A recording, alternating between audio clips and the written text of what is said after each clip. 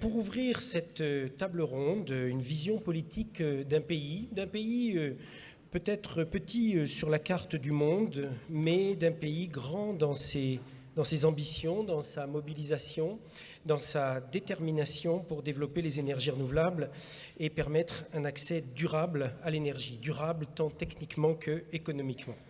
Le président de la République du Togo, Faure Gnassingbé, avait donné son accord pour intervenir avant d'être retenu par des contraintes d'agenda.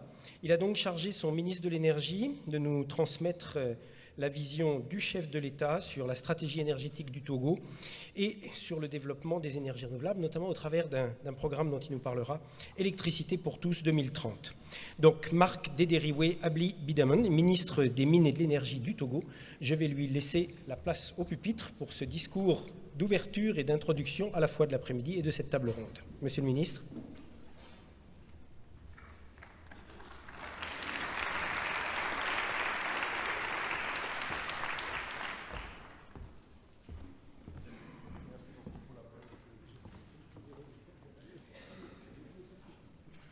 Merci beaucoup de m'avoir donné la parole. Monsieur le Président du Syndicat français des énergies renouvelables, distingués invités, Mesdames et Messieurs, à vos rangs, grades et tout protocole respecté. En cette circonstance solennelle, je voudrais avant toute chose exprimer au nom du peuple et du gouvernement togolais, ainsi qu'à mon nom propre, toute notre gratitude pour l'invitation qui nous a été adressée pour prendre part à ce colloque du syndicat français des énergies renouvelables. Distingués invités, Mesdames et Messieurs, c'est un immense plaisir, un grand honneur pour moi de représenter ici mon pays, le Togo, et de pouvoir partager avec vous la vision du président de la République togolaise, son Excellence M. Faure Gnassingbé. Nous sommes très honorés de participer à ce 20e colloque du syndicat français des énergies renouvelables et la place que vous accordez au Togo est pour nous un réel motif de satisfaction.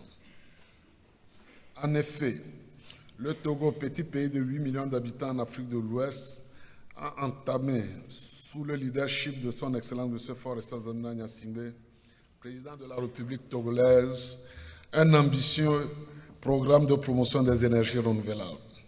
Nous avions entamé ce virage parce que nous avions la conviction que la lutte contre le réchauffement climatique est plus que jamais une nécessité absolue et de manière encore plus importante pour l'Afrique. La transition énergétique est une obligation pour tous et surtout pour nous, les pays africains, parce que nous sommes plus frappés par le réchauffement climatique dont les effets néfastes sont visibles chaque jour.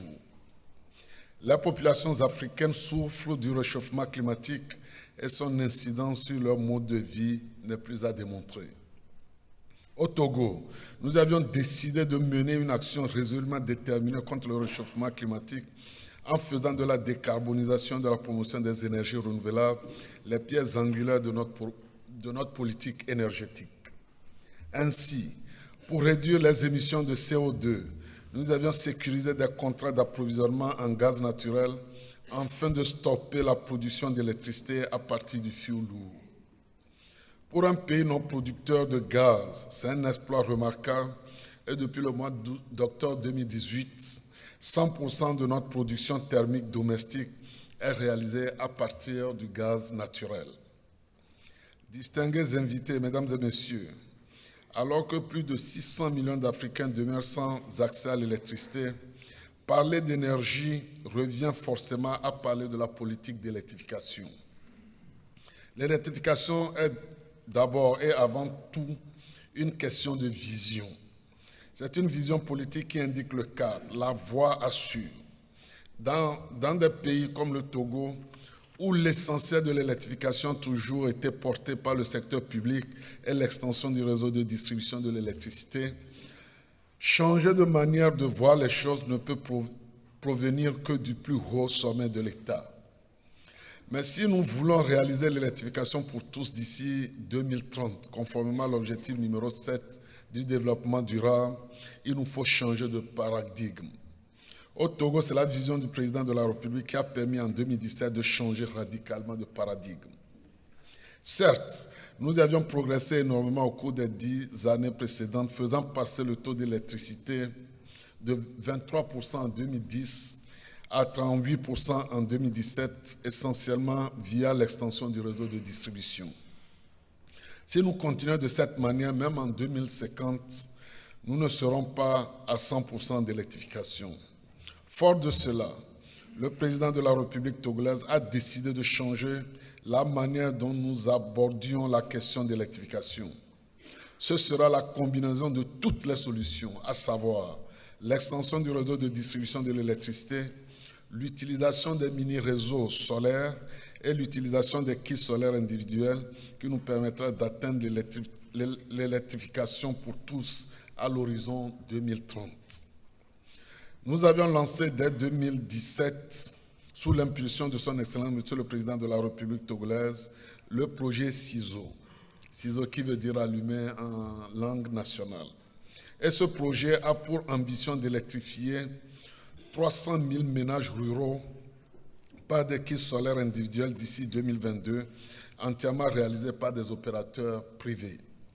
Sur l'année 2018 uniquement, le premier opérateur du kit solaire individuel a déjà électrifié près de 9 000 ménages et nous comptons accélérer la cadence pour atteindre nos objectifs.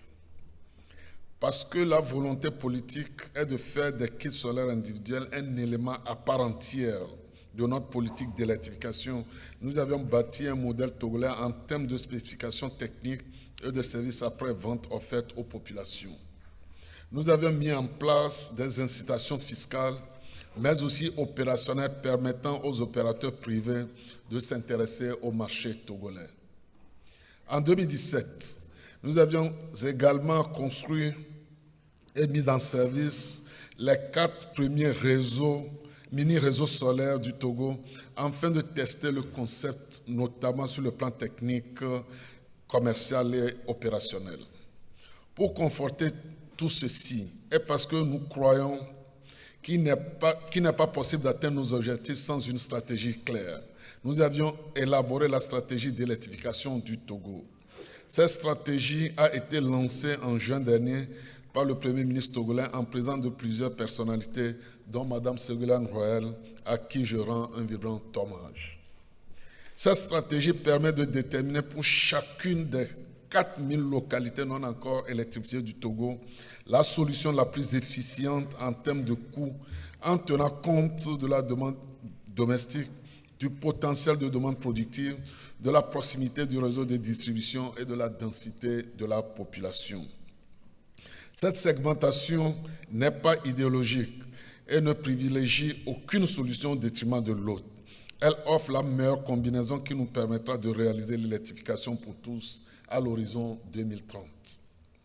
Ainsi, à l'horizon 2030, à travers cette stratégie, le Togo compte électrifier plus de 500 000 ménages avec des kits solaires individuels, construire plus de 300 mini-réseaux solaires en partenariat avec le secteur privé et étendre le réseau national de distribution d'électricité à près de 1000 localités pour atteindre l'accès universel en 2030. Mais nous ne nous arrêtons pas là.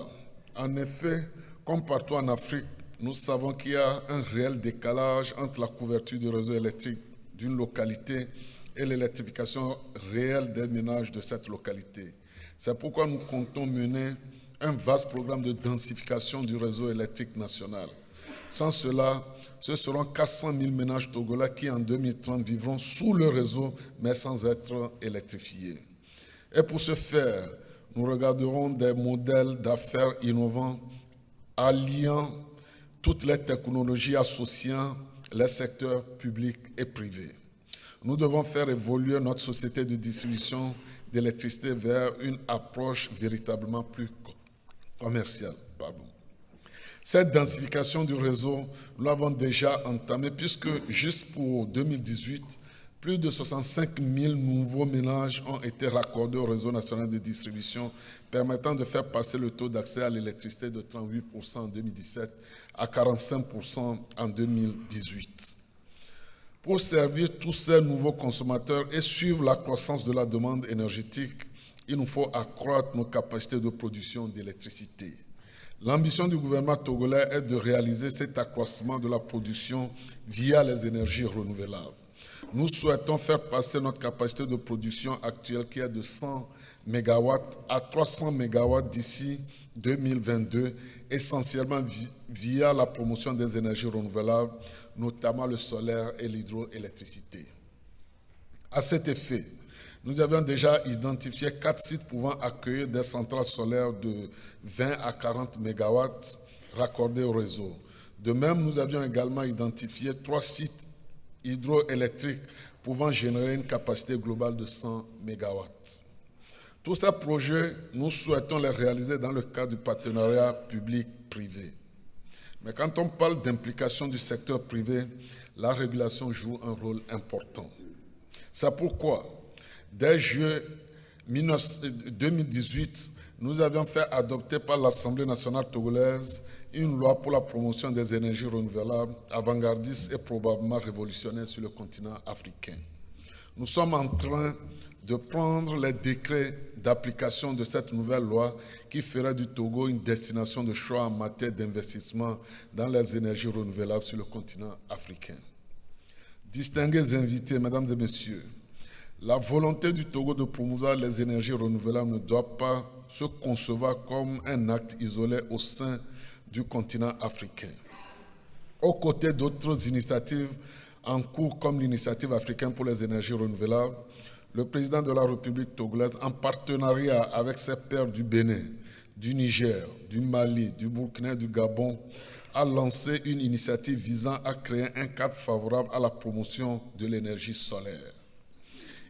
Il nous faut définir un cadre permettant de financer rapidement et à grande échelle les projets solaires en nous assurant que toutes les parties prenantes sont impliquées dans la mise en place de ce cadre. Nous y travaillons dans le cadre de l'Alliance solaire internationale et avec l'appui et le soutien de la France et de l'Inde.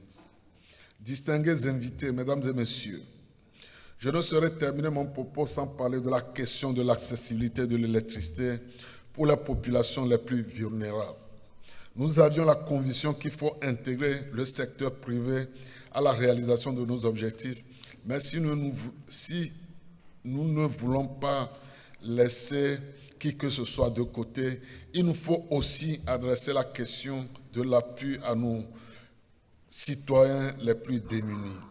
L'accès à l'électricité ne peut pas continuer à être un luxe et c'est le rôle des pouvoirs publics de rendre l'accès à l'électricité universel et abordable. C'est la raison pour laquelle, comme annoncé il y a quelques mois par le Premier ministre togolais, nous allons lancer très prochainement le chèque solaire universel. Il sera dans un premier temps destiné uniquement aux ménages équipés de kits solaires individuels, mais nous l'élargirons progressivement aussi bien aux mini-réseaux solaires qu'aux réseaux classiques. Nous devons rendre abordable le coût de la connexion pour permettre aux populations de consommer et de rendre rentables les investissements réalisés par le secteur privé. Permettez-moi de terminer mon propos en disant que ce dont nous parlons, ce n'est pas seulement l'accès à l'électricité ou de promotion des énergies renouvelables. C'est bien plus que cela. L'énergie est au cœur du développement et de la croissance économique. Elle permet de générer des emplois productifs, mais aussi de fixer les jeunes Africains dans les zones rurales afin de transformer notre secteur agricole en leur offrant une meilleure qualité de vie. Elle permettra, grâce à l'industrialisation et à la création d'emplois associés, de réduire les migrations et la promotion des énergies renouvelables permettra de lutter contre les migrations climatiques qui constituent une véritable menace pour l'humanité. Les énergies renouvelables, en permettant de toucher tout le monde, sont au cœur de la transformation de notre civilisation et permettent de réaliser l'accès à la prospérité pour tous. Et qu'il s'agisse d'énergie ou de prospérité, nous devons nous assurer de ne laisser personne sur le côté. C'est un enjeu majeur de civilisation. Je voudrais, avant de terminer mon propos, réitérer une fois encore mes remerciements aux organisateurs et au président du syndicat français des énergies renouvelables pour son invitation. Je souhaite plein succès aux travaux du 20e colloque du syndicat français des énergies renouvelables. Vive la coopération et je vous remercie pour votre aimable attention.